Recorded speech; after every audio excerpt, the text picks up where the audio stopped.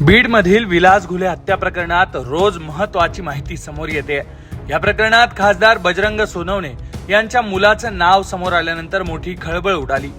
धनंजय मुंडे यांनी या प्रकरणात सौरभ बजरंग सोनवणेंच्या अटकेची मागणी केली आहे। दरम्यान बजरंग सोनवणे यांनी सर्व आरोप फेटाळलेत, पण आता सौरभ सोनवणे यांच्या अडचणी वाढण्याची शक्यता आहे। कारण ज्या व्यक्तीला मारहाण होत असताना विलास घुले मध्यस्थीसाठी गेला होता, त्या उमेशने पोलिसांना या प्रकरणातली सगळी माहिती दिली आहे। त्या दिवशी हानमार करताना पप्पाचं आणि त्यांच्या मुलाचं नाव घेतलं। पप्पाचं नाव घेतलं त्या शेतामध्ये। बाप्पा कोण?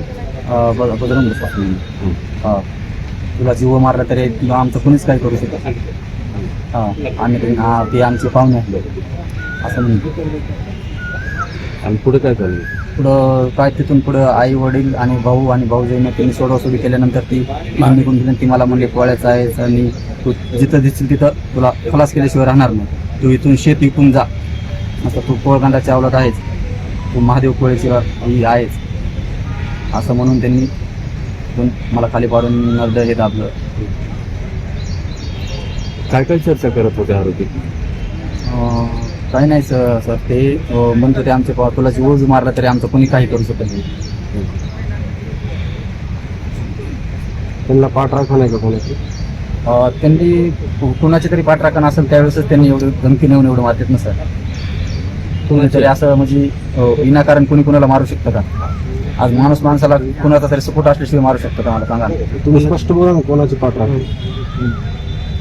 काय सौरभ सोनवणेचं नाव घेत होते फाटलीवर मारताना की माझ्या स्वतः सख्या भावाने आणि मित्र असताना त्याला फटदिरीने चाकू घातला, म्हणजे कुणी काय करू शकत नाही मेला तर। आणि तिथून अंबाजोगाईच्या कॅमेरेमध्ये सध्या कैद आहे, तिथं सध्या तिथपर्यंत सध्या आलते,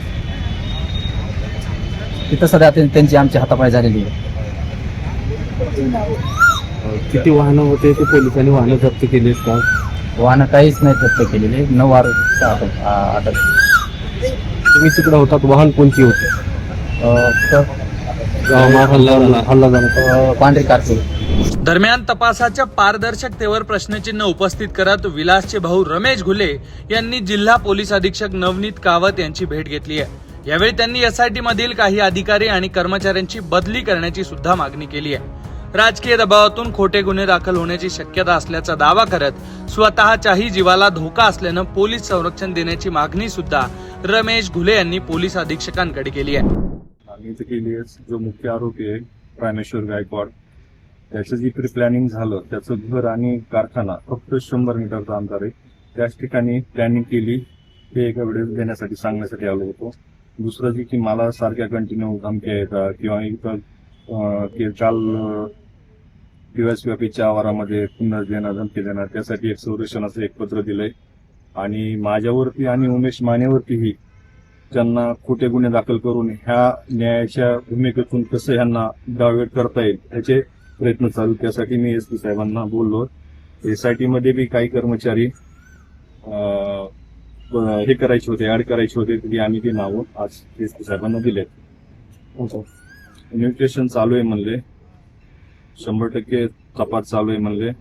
दरम्यान सौरभ सोनवणेची पोलीस चौकशी झाल्यानंतर खासदार बजरंग सोनवणे यांनी सगळे आरोप फेटाळत या प्रकरणात सखोल चौकशीची मागणी केली आहे। बजरंग सोनवणे काय म्हणालेत ऐका। रोज वेगळं उत्तर दिलं जातंय, वेगळा प्रश्न केला जातोय। एकदा थार गाडी गेली म्हणलं जातंय, एकदा थार गाडीमध्ये माझा मुलगा होता म्हणलं जातंय, एकदा असं सांगितलं जातंय की नाही त्या मुलांना गाडीत घेऊन घेतला, एकदा सांगितलं जातंय की पोलिसला दाब दिला, एकदा सांगितलं जातं की गुन्हा नोंद करायचा नाही म्हणून त्यांनी सांगितलं।